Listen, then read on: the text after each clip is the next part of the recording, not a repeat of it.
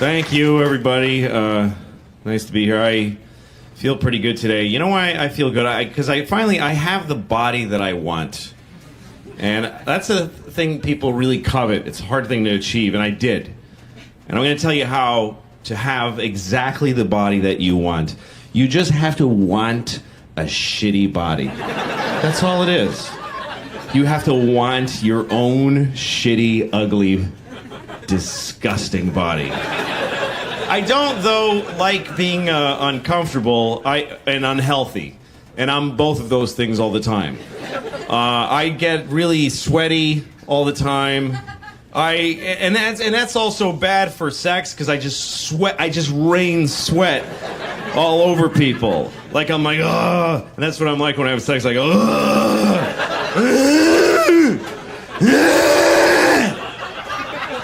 And I always see her, and she's like, just sweat is pouring off my head. And she's like, dude, you're limiting my enjoyment by a lot. My days start poorly because of the shape I'm in. Because now also I'm 42, so I'm really on the decline. There's never gonna be another year of my life that was better than the year before. That's never gonna happen again. I've seen. Oh my God.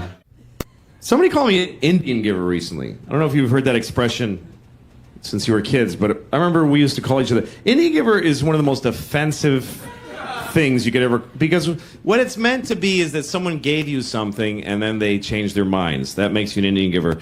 And we equate this to the Indians because our feeling is that they gave us America and then they didn't take it back certainly, but they changed their minds about giving it to us. And it's so offensive when you consider the truth, which is that we got here and the Indians were like, hi, and we were like, hey, can we have everything? And they were like, well, we don't know what have means, but enjoy all the things that you need, like we do. So we start killing all of them. And they were like, oh, dude, could you not do that part where you kill all of us? Because that's kind of a drag for us. And we're like, you guys are Indian givers. Oh, my God. We're going to name that after you. You guys are dicks. Anyway, thanks a lot, folks. Good night.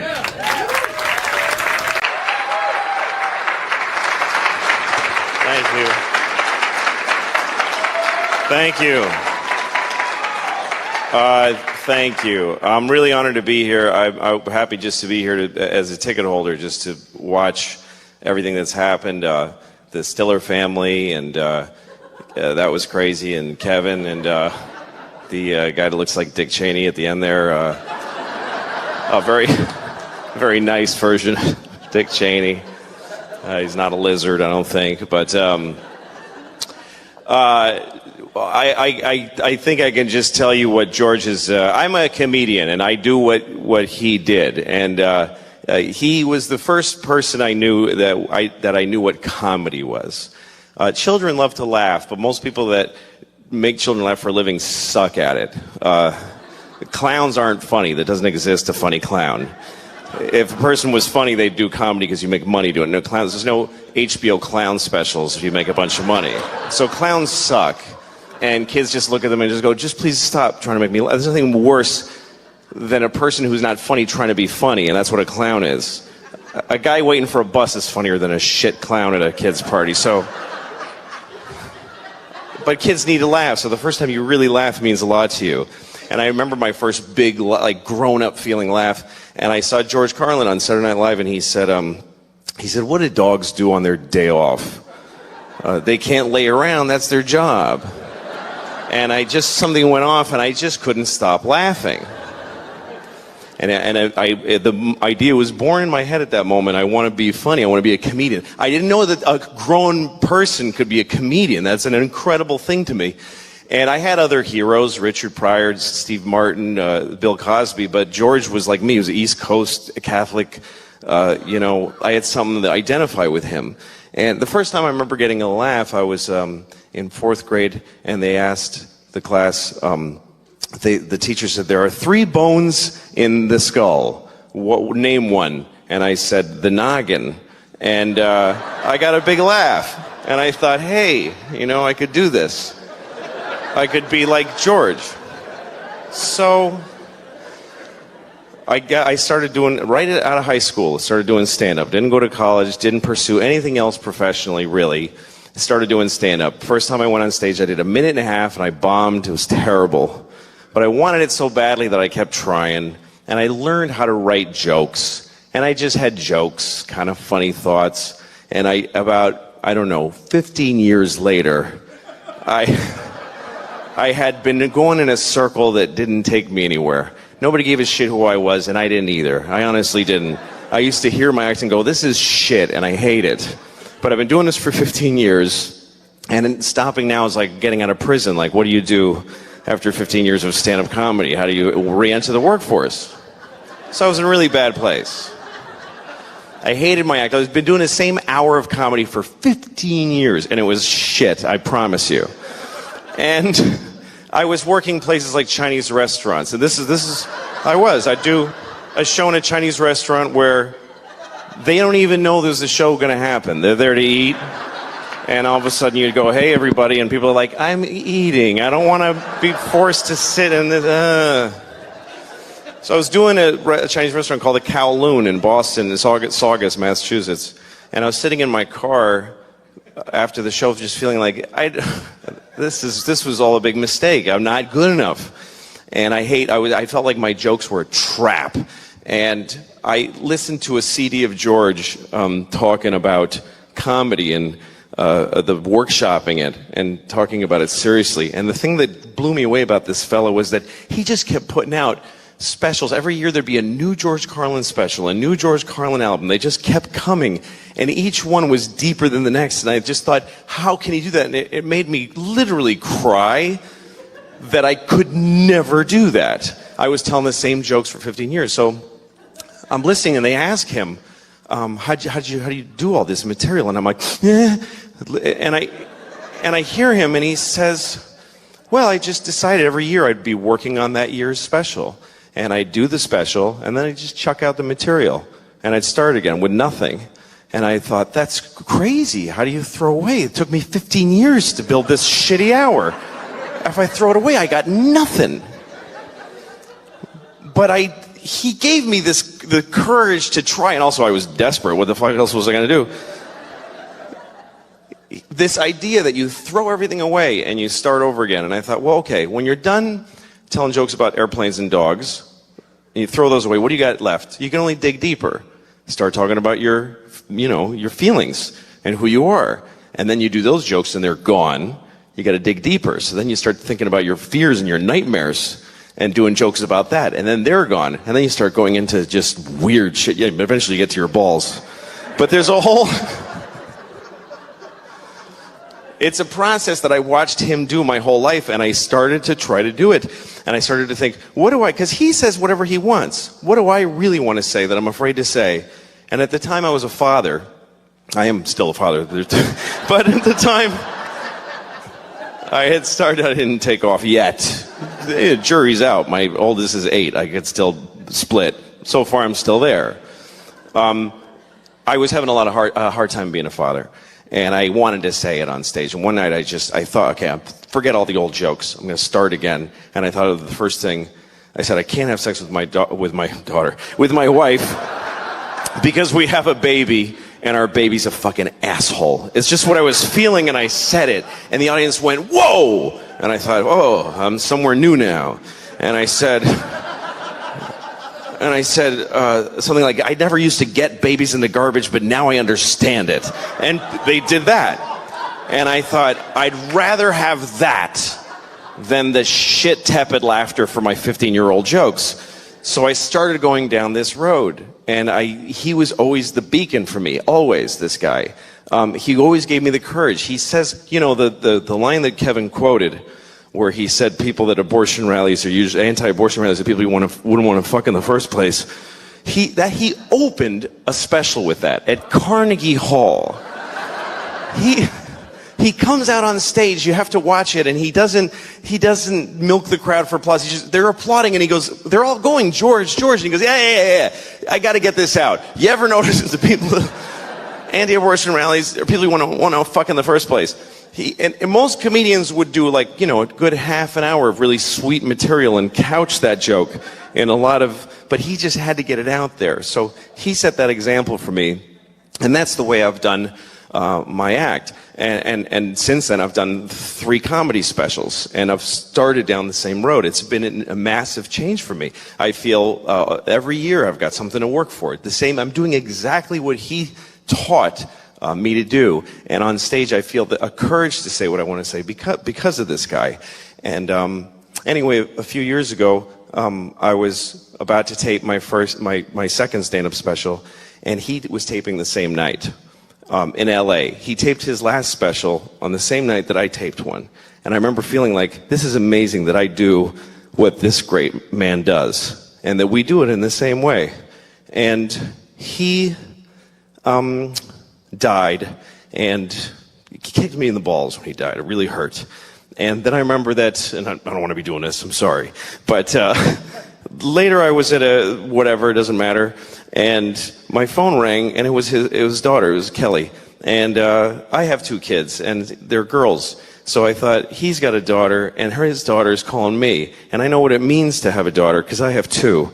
And she's calling me and asking me to come and say something about what he meant to me. So that was a big moment for me. I'm very proud to do what George did. I know I was supposed to close funny, but I'm not good at doing stuff that isn't my act, so I'm sorry.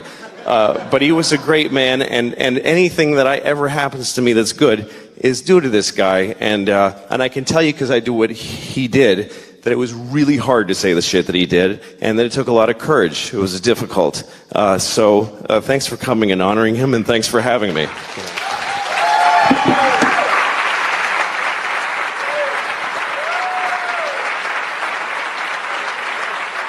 You know, I drove with a suspended license, so I got arrested. And the judge was like, you know, your record is reprehensible. You show no remorse. You do nothing but repeat your offenses, and I'm going to go the limit with this. Then the next guy's like, this guy threw a rock through a window, literally, and set a fire, and then passed out in the street. And he goes, are you in a program, young man? He goes, yes, sir, I am. Okay, good for you. Good luck. I wish you all the luck in the world. All the world. All of the luck in the world. In the world. I want everyone else to have bad luck so that you can have good luck, you stupid drunk from Mansfield, Massachusetts. Joe had a little run-in years ago. Years ago, Joe wasn't able to get a license, registration, insurance, anything. He was like in that realm of your life when you go through that. That's me right now. So at the time, especially, the Reggies were a lot different on the windshield. It was just the sticker. So he drew one. He looked at one, got some colored construction paper, and drew the lines with a ruler. It used to just be like a grid with some holes that they punched in it on the date, almost like your inspection sticker still looks here in New York. And he drew it up, taped it to the windshield, and unless you were right on top of it, it looked perfect. Wow. Couldn't even tell. So his car breaks down on the parkway, and he's underneath the car, and a cop comes up and starts talking. So Joe's like, let me get my stuff out of the car. So he goes to go into the car, and the cop's kind of still looking at his tire, I think, had bent or something like that. So Joe just scrapes the crap right off the windshield. So the cop couldn't see it. And he goes, where's your registration and everything? He goes, oh, no, I don't have one. And he wrote him up for everything. Joe goes to court and just says, I wasn't driving because my car was broken down on the side of the parkway. Right. And it didn't matter how it got there or anything, because you could say I was trailering it, I was towing it. Yep. It was anything. So he got away without anything. That's amazing. And there he was driving with this forged government documents. And I got arrested once at the Holland Tunnel because this is how bad I was. My license was revoked. Not suspended, but revoked. That's bad. And I had, crazy amounts of warrants, open warrants. And the car I was driving had the plates from a different car. Oh, that's never good. The cops don't like that. No, and the plates were bad anyway. So, I mean, in other words, the car that they came from had expired. The plates were expired and from another car. Wait, for anyone that doubted Louis was Mexican. And I was coming through the Holland Tunnel, and I had no money. That's where it all started. that I pulled. I came up to. I was one of those things where I pulled up to the toll booth and said, "Hi, I have no money. What do you do? How do we do this?" And the guy said, "Just give me your license and I'll fill out a thing." And I go, "It's not on me." And he goes, "Give me your registration." I go, "I don't have that either." He says, "Give me your name and your social security number." You just said how smart this guy is, Jimmy. Yeah, exactly. This isn't a smart thing. No. You're right. And then he made me pull over, and I went to jail. First, he put me in a jail cell that's under the Holland Tunnel toll booths. There's a jail cell. There is? Yeah, he took me down some stairs. Hey, you got to see something most people don't get to see. Right. Yeah. Unless you're a scofflaw, not Yes. criminal. Exactly. And I slept the night. I actually spent the night. I just slept in a little jail cell down there. And then they transferred me to Weehawken County Jail, and that was the worst thing that ever happened to me in my life. Is that one under a photo mat? Where's that jail? Weehawken is a really bad. It's a really bad jail. It's really Is it really? bad. Yeah. Why? You wouldn't have, I would not have thought that at all. It's terrible. People are throwing food out the windows all the time because of the food. I mean, I almost puked just taking a bite out of a sandwich there. Was it violent there, frightening? Yeah, it was really scary. It was really bad. And Weehawken, who would have guessed? Yeah, it's really bad.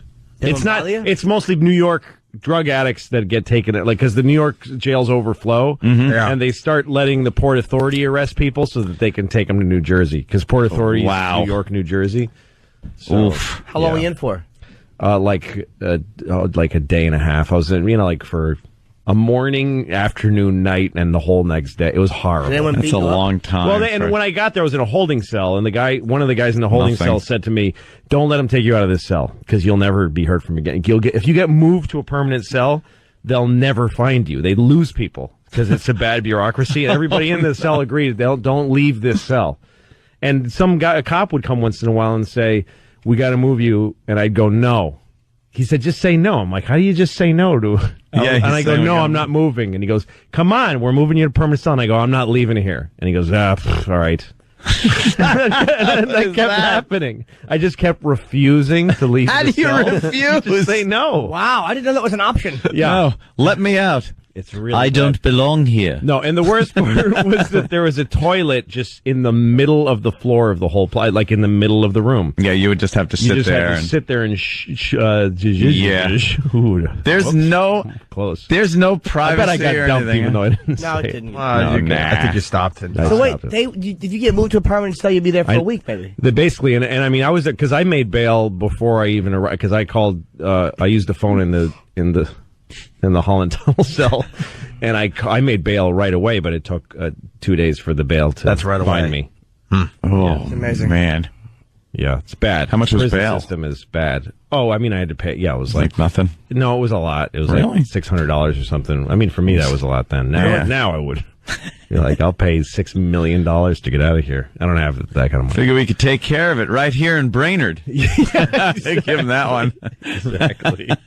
Right here in Brainerd. I just want to be in full compliance. Yeah.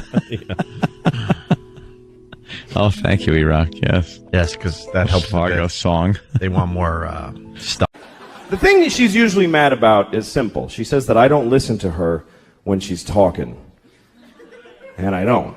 But it's not because I don't love her, blah, blah, blah. It's because I try to listen. I really do. When she talks, I just stare at her face. I'm like, come on, bring the story. But somehow I'm like, what the I can't do it. I try. Because every story gets divided into 50 stories that all branch out into these crazy, and I'm like, holy shit. I've got ADD. I can't do it. I'm like, fucking please. But I try every time I try because I love this retarded woman. So I try really hard to listen to her stories. Other people don't even try. We go to parties, she starts talking, people just walk away like, fuck this, that lady's crazy.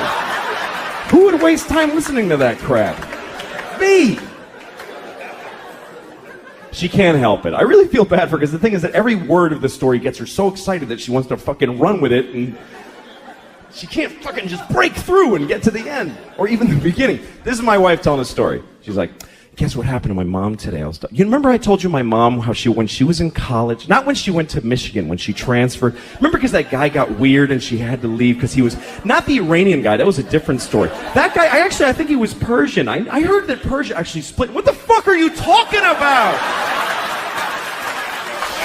Jesus Christ! Pick a thing! Have some consideration for the fucking listener. Look, I think Trump is more from my world than he is from politics. You know, he's one of us. He's a showbiz guy. He's an entertainer. He's an entertainer. So I feel like we're responsible for him. Yeah, but you know what I hear? I hear this making his way into your routine. No, I don't think so. I think I think I said everything I need to say about Donald Trump. Jesus Christ. Yeah, I don't know. I mean, here's where I felt a little bit bad because a lot of people got mad at me and they said, just shut up. Just shut your mouth. Don't tell me. You know, a lot of times when you don't tell me what to think, right? I'm not telling anybody what to think. I'm expressing myself during an election You're telling them what you think. Yeah, that's right. But I did come into their lives through the funny ha-ha door, and then I took a big political serious on their table. So I get being irritated. I get it. I get it. I get why people would be irritated with my having written that. It's not what I do best. It's not what I'm known for. It's not what I'm asked about. You know what I mean? I mean, if you invited somebody to your house because you knew they were really funny and fun, and then they just said all this stuff, you'd be like, what are you doing to me? So I get why people got irritated. It's interesting to me, a lot of liberals got mad because I suggested that maybe conservatives and liberals have equal value, and that they should each have a shot at running the government. Right. I mean, that's just the way that I was raised. I came from Mexico. When I was a little kid, I lived in Mexico, and I remember coming to America and discovering it as a little boy from another country. And the idea of democracy and free speech was just an incredible thing to me, and it's still, I look at it with wide open eyes. I'm very innocent that way. And the way I look at the world is that I feel a certain way about how the country should be run, but not everybody feels the way I do. So when there's enough of me to push the election over to our side, we get a president for a while. Yeah. But the other side, who feels differently than I do, they should get an equal shot. Because it's not all my country, it's a lot of people's country. You know what I mean? Yeah, of course I do. So democracy shouldn't, some people think democracy means I always get things the way I want them. Well, I don't look at it that way. Yeah, exactly. I mean, democracy means sometimes I'm really frustrated with the way the government works. Then I know it's working right. That's the way I look at it, and I'm in my 40s, and so to me, Obama's a liberal. He's a liberal president. To some people, he's a huge conservative. It depends on how you look at it. Everybody looks at it differently. But I don't think Trump is any of these things. I think Trump is a guy who will dismantle the actual process. That's the only reason I said something. I'm not known for making political statements. I've never done this before. I have no track record of running my mouth politically. Will you do it again? No, I probably won't. But the reason I did in this case was because this isn't about I believe in the liberal cause and I want a liberal. It was because this guy feels like he could chuck it all away, and he's even saying he wants to. He's saying he wants to make it that you can sue people for writing something you didn't like. Yeah. You know, it's insane. So anyway, I shouldn't have said even what I said now, but but you did. I shouldn't have written it. I'm sorry. I apologize. You don't mean that. No, not at all. No. Again, it is. It feels good to laugh at people that aren't doing as well as you. It does. It does. Fuck you. It does. It feels good. It's wrong to do it. It's wrong, but it feels really good. It's also wrong to fuck a chimp. It's wrong. Or is it? I don't know. Maybe that's not wrong. What's wrong about fucking a chimp? It's wrong to rape a chimp. That's wrong. It's wrong to rape a chimp. But it's not wrong to fuck a chimp.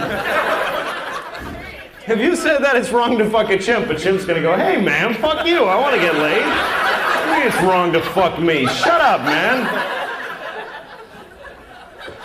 It's fine to fuck a chimp. It's perfectly alright.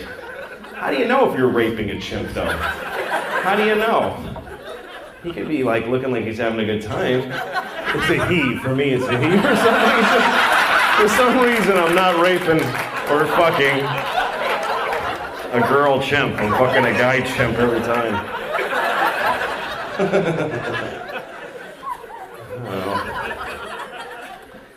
But I assume it feels good to fuck a chimp. The only part that would bother you is other people knowing about it.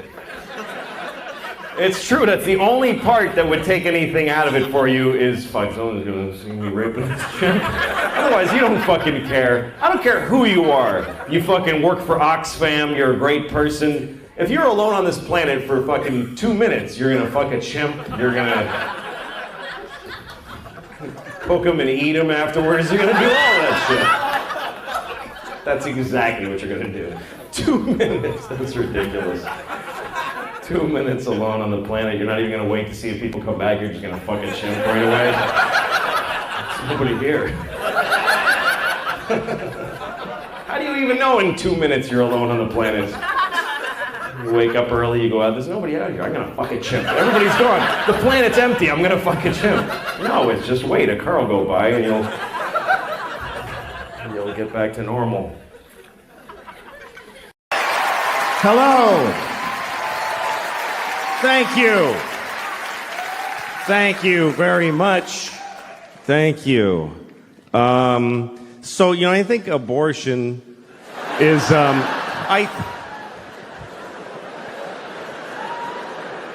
here's what I think. This is what I think. Here's what I think. I think you should not get an abortion unless you need one. In which case, you better get one. I mean, seriously. If you need an abortion, you better get one. Don't fuck around. And hurry. That's not getting an abortion that you need is like not taking a shit. That's how bad that is. It's like not taking a shit. That's what I think. I think abortion is exactly like taking a shit. I think it is 100% the exact same thing as taking a shit. Or it isn't. It isn't. It's either taking a shit or it's killing a baby. It's only one of those two things. It's no other things. So if you didn't like hearing that it's like taking a shit, you think it's killing a baby. That's the only other one you get to have. Which means you should be holding a sign in front of the place. People hate abortion protesters. They're so shrill and awful. They think babies are being murdered. What are they supposed to be like? I don't know, it's not cool. I don't want to be a dick about it, though. I don't want to ruin their day as they murder several babies all the time. I don't think it's killing a baby. I don't. I mean, it's a little bit killing a baby. It's a little bit. It's 100% killing a baby. It's totally killing a whole baby. But I think that women should be allowed to kill babies. That's what I think. They should be allowed to kill babies. Yeah. We kill babies! Do some shots and kill some babies. I killed like 4 babies last night. It was fucking retarded.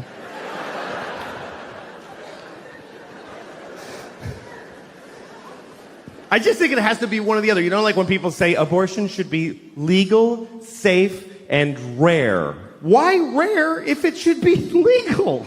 If it should be legal, it's shitting. If it should be rare, it's murdering babies. But again, women should be, because 2 reasons I think women should be allowed to kill babies. Number 1, I don't think life is that important. It's just not. It is not. People get too excited about life. Oh, life, fuck you. It's not that. It's. Make a list of every shitty thing ever that's in life. Life is okay. I like life.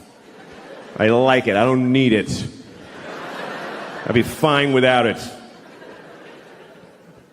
I like life, though. I do. You know how much I like life? I have never killed myself. That's how much I like it. That's exactly how much I like it, with a razor-thin margin. I like it precisely enough to not kill myself. It's an option, though. It's totally an option. I mean, I'm 49. I have 2 kids. I've flipped through the brochure a few times. I've thought of killing myself just to win an argument. You're not supposed to talk about suicide, even to your shrink, of suicide, and you're like, no, because if I say yes, you'll press a button and folks will run in and hold him down. But you should be able to talk about it. It's the whole world is just made of people who didn't kill themselves today. That's who's here.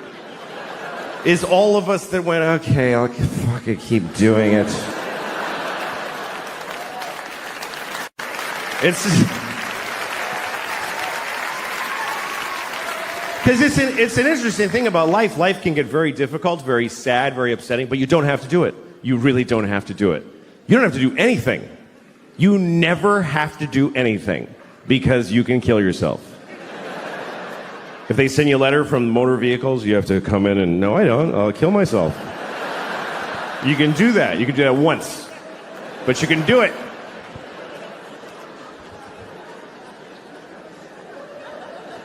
And it's interesting because even when life gets bad, people generally choose it over nothing. Even the worst versions of life, even a shitty, shitty life is worth living, apparently, because folks are living the fuck out of them.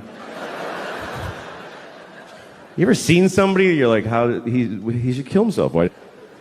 You ever been driving and you look at the next car and you're like, oh, shit. I wish I hadn't looked in that car. That was difficult to glance at, let alone being it. Just a guy in a tan car. Nobody chooses tan. Nobody picks tan for their car. They give you tan. Is that mine? Yeah, it's yours, fucking loser. Made it tan. They shouldn't even make tan cars. It's mean to make them. You look over, you see a guy in a tan car with just dents all over it and a garbage bag for a window.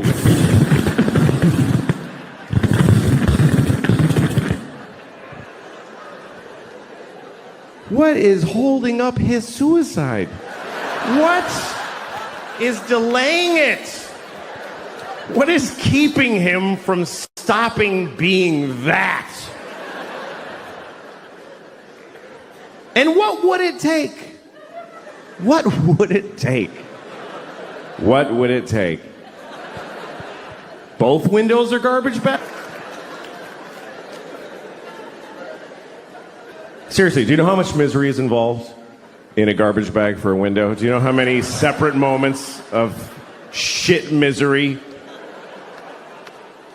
They canceled my insurance, broke my window, duct tape. Here's the truth. Running away will not solve your problems. That's totally true. But killing yourself solves all your problems. It actually does. It even solves world problems. For you. What about ISIS? Kill yourself. Then they'll never get you. Seriously, if everybody who's afraid of ISIS kills themselves right now, then ISIS loses. Because they live in a world of people that don't give a shit. We're gonna cut his head off. Okay. It's not fun now.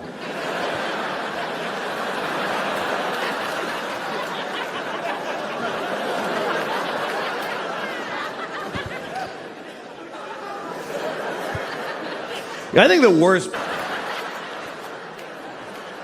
worst thing about being beheaded is that you look really dumb right after. That's the worst part. They go like that, and you're like, just that's fucking dopey. I don't think they like beheading bald people because they can't do this thing. That's the best part. They gotta go like this. It's not as cool. So just shave the top of your head and you won't have to worry about it.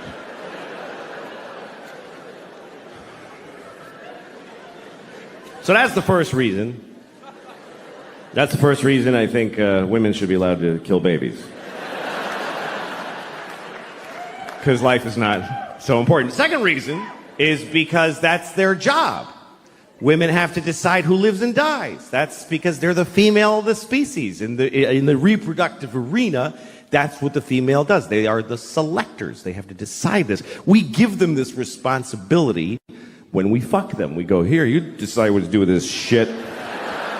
See you later. And she has to figure out if you should have kids, if she should have. That's her job. Because women have judgment. Men have intent. Men just want to spray the world with their cum, just mist. More of me!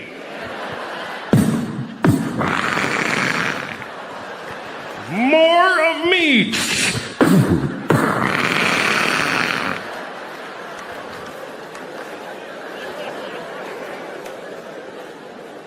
It's her job to go, that's enough of you, I think. No, that's really enough.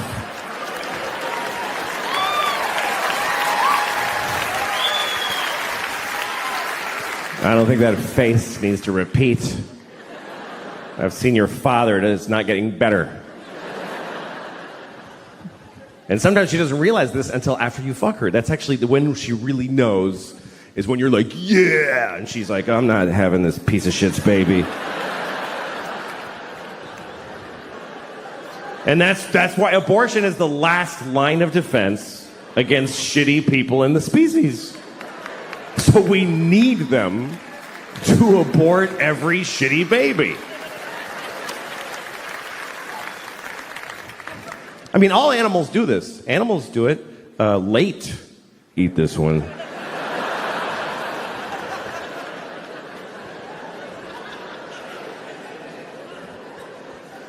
But when is it okay? When should they be allowed? When it's in their pussy, that whole time. It's in her pussy. If there's a dude in your pussy, you get to kill him. I think that's pretty fundamental. You're allowed to kill people if they're in your house.